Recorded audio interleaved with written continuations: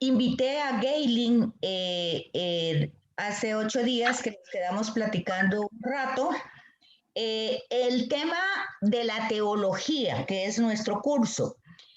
Ella pues perteneció a un movimiento cristiano de Estados Unidos que no era el católico. Entonces, yo le decía a ella que para términos prácticos de lo que estamos estudiando, para ser más comprensible, que ella compartiera qué fue la visión, porque claro, nosotros tenemos el encuentro de Cristo como lo esencial y eso ya es una gracia definitivamente, pero no podemos apartar los procesos históricos. Vimos que el mismo Pablo lo tiene, que Jesús lo tiene, o sea, aunque los relatos de los libros no desarrollen toda la historia, ¿verdad? Porque no están contando ni la historia de María, ni la historia de José, ni la de Simeón, el 2, ¿verdad? Ni la de Ana, solo da pinceladas. Entonces, fíjense ustedes que es muy importante en la teología conocer los contextos. A veces las personas dicen, bueno, es que es tanto. No es tanto, es una cosa de sentido común. Si usted no conoce su contexto, usted no puede entender lo que se está diciendo en otro contexto.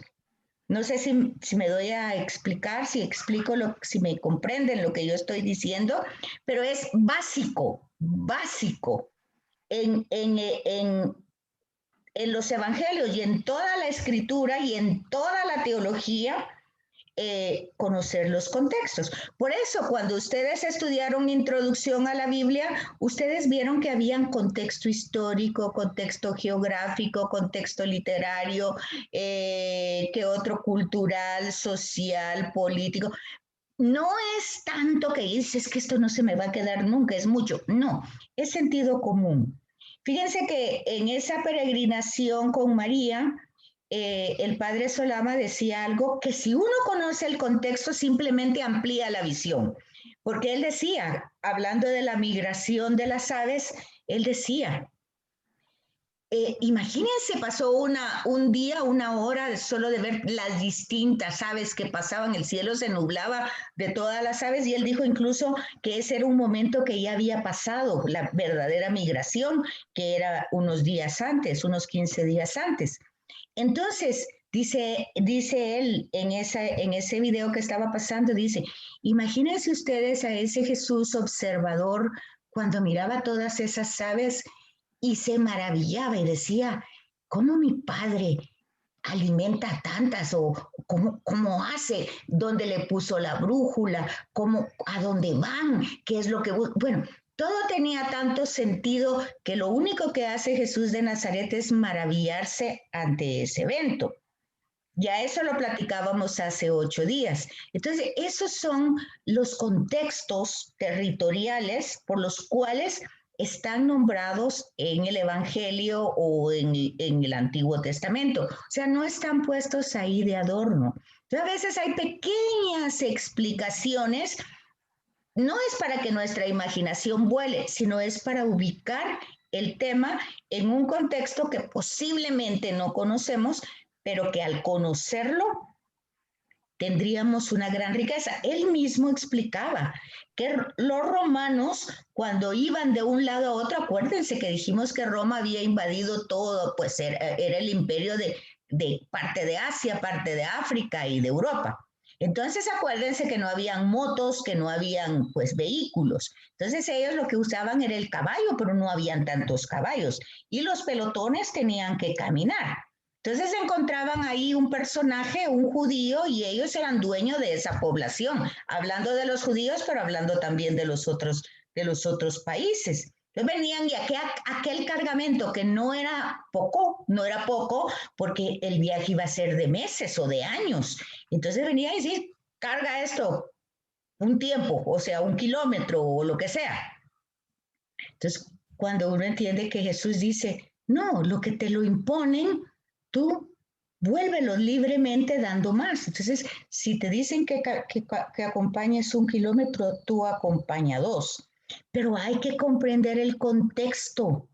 Lo mismo con la bofetada en la mejilla, hay que conocer el contexto y entonces sí nos vamos a dar cuenta por qué la gente se maravillaba y decía, ¿cómo es que él nos está enseñando de esta manera? Porque en su contexto lo entendían. No era filósofo, no era erudito, no era maestro de la ley, era un aldeano y él se maravillaba y daba una lógica del reino de Dios. Entonces, pero fíjense, es muy sencillo, no es tan complicado, pero sí hay que comprender el contexto. Entonces, como ejemplo práctico, yo invité a Gaylin que compartiera su experiencia de su cristianismo y ya sabemos, pues ella tuvo un momento de gracia, toda esa parte ya la tenemos, que es la parte teológica, pero la parte histórica, ¿cómo es que pasó? ¿Cuáles fueron los puntos claves que tocaron pues esa su experiencia religiosa que ella vivía? Así es que si les parece, unos 5 minutitos ahí con Gaylin para que ella nos ilustre desde su propia vida cómo lo podemos entender de una manera más práctica, lo que es la teología. Porque este grupo donde ella pertenecía tenía su teología y, no, y el católico tiene su teología. Entonces, ¿qué parte de la teología de la que ella tenía a la que le presentaba el catolicismo, a ella le llamó la atención? Y hoy vendría a decir que parte de lo que ella le llamó la atención, hoy ve que pues el catolicismo no completa ese proceso que ella en primer momento le llamaba la atención. Serían los 3 momentos, ¿verdad? El momento de en que ella pertenecía a otra teología, no la católica, lo que le impactó de la teología católica, luego ahora siendo católica, el faltante o la ausencia que ella siente para seguir caminando, seguir creciendo en esa interpretación teológica. A ver, Gaylin, pues adelante. Puchica, Betsaida. Pues yo creo que creciendo, siendo evangélica, pues bautista, nosotros, todo el énfasis estaba en Kabbalah, sola escritura, solo escrita, era solamente la Biblia.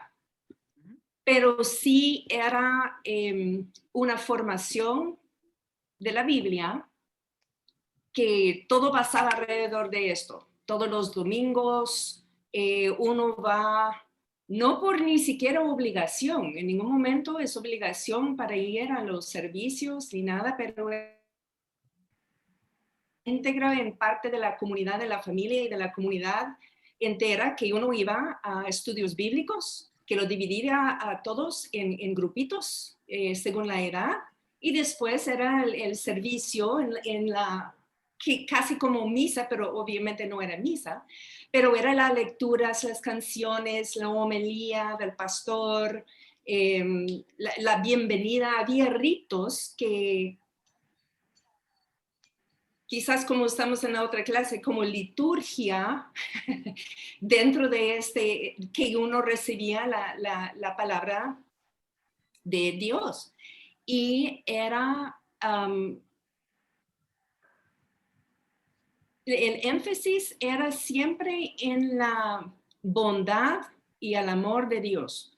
Yo siempre decía que es una de las cosas en la fe católica, en la teología, que me ha costado mucho porque hay una hipersensibilidad y en ningún momento estoy criticando eso, pero sobre el pecado, sobre yo creo que yo experimento mucho más culpabilidad ahora siendo católica porque veo el pecado, uno está como más refinado en ver el pecado, de lo cual nosotros en En mi iglesia era mucho más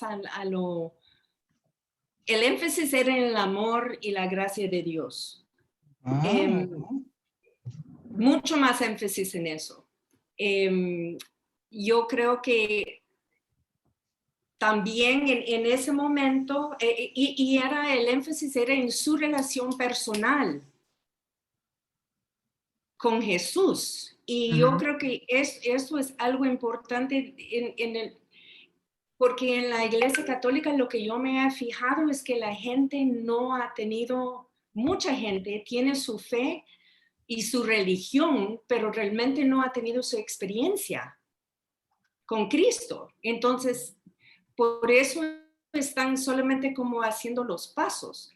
Yo, siendo bautista, por ejemplo, me bautizaron. Una de las cosas que definen ellos o separan ellos es que uno hace el bautismo como uno hacía los primeros cristianos, ya grandes, y es completamente todo el cuerpo está sumergido. Y uno es casi como entre la primer comunión y el bautizo, porque uno, y como yo leo, y de chiquito, niños, yo tenía como 11 años cuando yo quería aceptar Cristo como mi Salvador. Entonces yo decía a mis papás, yo decía a mis instructores, entonces ya hay una ceremonia y todo, y enfrente de toda la iglesia hay una cosa como atrás de enfrente de la iglesia que quitan como una pared y es como una piscina, de verdad, que le llenan vidrio, agua, y el pastor se para allá con su cosa blanca, nosotros ponemos una como bata blanca, uno va y uno está bautizado en frente de todo el mundo. Pero es una decisión que uno toma personal. No es porque ya tiene la edad y el colegio ofrece ya el primer comunión y uno va a recibir. Es realmente algo que uno desea. Vaya, dejando todo esto, cuando yo llegué, realmente, y yo tenía suerte que nunca en mi familia era esta cosa contra católicos ni nada, hasta que yo fui a un colegio católico por como un año cuando vivíamos en un lugar. Pero nunca había mi mamá siempre decía que es el mismo, ¿me entiendes? Todos somos cristianos, pero nunca había, pero yo sí, yo tenía amigos católicos y yo veía las imágenes de arte en la casa, las estatuas, el crucifijo con Cristo en el crucifijo, que para mí era como, ay, yo quería llorar cada vez que yo veía a Jesús en la cruz, porque nuestros cruces son lisos. No había ninguna imagen y Cristo no está en la cruz. Porque simbólicamente era que no, que Él ese es su sacrificio, pero resucitado. Entonces venció la cruz. Entonces por eso está esta imagen. Pero nunca, nunca, nunca nadie nos había explicado, ellos como, no, casi como los judíos con Isaías 53, que ellos como evita esta parte para que la gente no oiga. La sagrada tradición de la fe católica, de la iglesia católica, era algo que cuando uno tenía una pregunta, uno tenía una duda o algo, esos 1500 años antes de la reformación y todo, no había, es casi como no existía para los evangélicos. Uno no en ninguna forma, porque no aceptan la tradición de la Iglesia Católica. Entonces, todo, hasta los padres de la Iglesia, toda la historia de la Iglesia, cómo llegó la Biblia, todo, uno no tiene ningún acceso a esto. Los santos, por ejemplo, porque no creen en la intercesión de los santos, no crea en la intercesión de la Virgen. Entonces, en realidad, todas esas historias de todos los santos, uno nunca oye esto. entonces, como yo le digo, para mí era como, va, entonces explícame por qué. Cuando yo empecé a mi camino a la fe católica, era como, vaya, pero ¿por qué? Entonces yo era como una niña chiquita, como, ¿por qué? ¿Por qué? ¿Por qué? Por todo. Y le da la respuesta a la iglesia, en el catecismo, en toda la historia, en todo lo que era impresionante. Yo estaba maravillada porque hay una contestación, hay una respuesta, hay bastante estudio y todo para llegar a lo que llega, hasta los dogmas y por ejemplo, y otra vez, para mí, para rezar a los santos y hasta a la Virgen, para mí es muy difícil, porque es algo que no crecí, era directamente con Dios y directamente con Cristo, entonces yo nunca aprendí esto. Ahora sí, yo puedo leer sobre un santo, realmente ser inspirado, pero es un esfuerzo que tengo que hacer realmente pero yo no sé qué más de muchos distinciones, pero todo es reconociendo, pero hasta hablando de la encarnación. Por ejemplo, hasta esta palabra nunca oí. Porque simplemente le dice, no utiliza las palabras correctas quizás. Eso es en la iglesia evangélica es mucho más, porque si no lo utiliza la palabra en la Biblia, no se usa, claro. no se usa, mientras hay muchísimo, como yo le digo, profundidad en el estudio. La fe católica tiene todas las llaves, literalmente la llave. Pero fíjate, Gaylen, que es muy, muy interesante, porque en todo lo que ha dicho Gaylen hay un punto que es básico para comprender la teología protestante o, o cristiana evangélica, como quieran llamarle, pero Gaylen la ubicaba muy bien, hace 500 años. Entonces, imagínense, y también lo decía bien ella desde su experiencia. Ella se siente hoy más culpable, ¿verdad? Que en la protestante. Pero entonces aquí viene la teología fundamentalista, o sea, fundamental.